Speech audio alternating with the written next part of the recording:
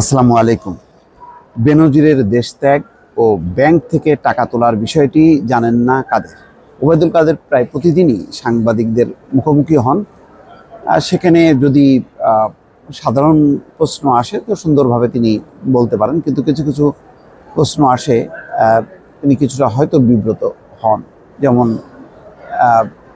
বেনজির তার পরিবার নিয়ে সিঙ্গাপুরে অবস্থান করছেন, যখন নাকি দেশব্যাপী আলোচনা হচ্ছে তার শত শত কোটি টাকা, হাজার হাজার কোটি টাকা, যেখানে অনেক সাধারণ মামলা মোকদ্দমা নিয়ে বিরোধী দলের অনেকেই বিদেশে যেতে পারেন না, এয়ারপোর্টে তাদের আটকে দেওয়া হয়।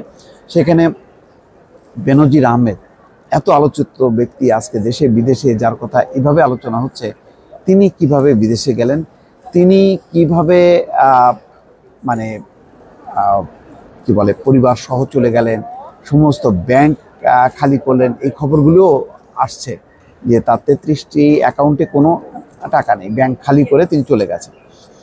তো এই প্রশ্নটা স্বাভাবিক, তো এই প্রশ্নের আসলে জবাব দেবে কে?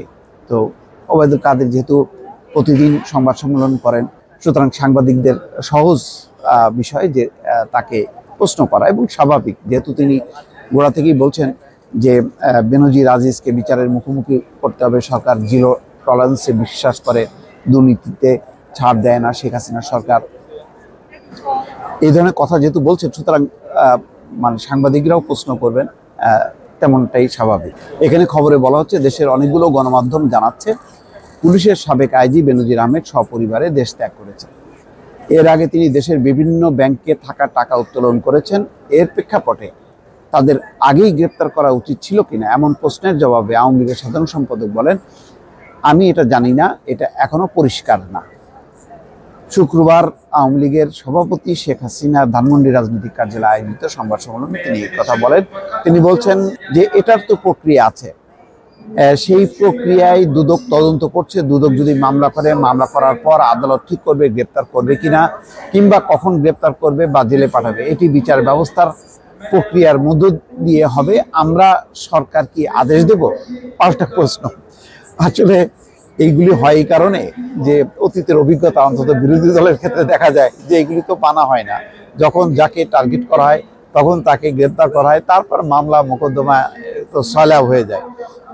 উনার ব্যাপারে এরকম উদার কেন? ফলে ওই প্রশ্নটা আসে যে সরকার কি সত্যি সত্যি আন্তরিক, নাকি আই ওয়াশ লোক দেখানো, আন্তর্জাতিক এবং দেশের নানান চাপটা মাথায় রেখে ধীরে ধীরে এগোচ্ছে সরকার। বেনজির আহমেদ তার 32টি ব্যাংকে থাকা অ্যাকাউন্ট থেকে এরই মধ্যে টাকা তুলে ফেলেছেন বলে জানা যাচ্ছে। এমন প্রশ্নের জবাবে মন্ত্রী বলছেন, এসব বিষয়ে আমি অবহিত নই, এটা আইনের বিষয়, দুদক বলছে তারা টের পেয়েছে, দুদক সেটা প্রমাণ করুক। তো সাবেক সেনাপ্রধান আজিজ আহমেদ ও পুলিশ প্রধান বেনজির আহমেদের মতো যারা দুর্নীতিগ্রস্ত, বিএনপি তাদের তালিকা করবে, এটি কোনো দল করতে পারে কিনা? সাংবাদিকদের এই প্রশ্নের উত্তরে বলছেন, লিস্ট করলে তো প্রথমে বিএনপি নেতাদের নাম লিখতে হবে, কারণ দুর্নীতি লুটপাটের শিরোমণি তারা। বিএনপি নেতাদের নাম আগে আসবে, তারপরে অন্য লিস্ট দেখা যাবে। তো এটা ভালো, এই ধরনের প্রশ্ন করলে সরকারের আবার স্কিপ করার একটা সুযোগ থাকে।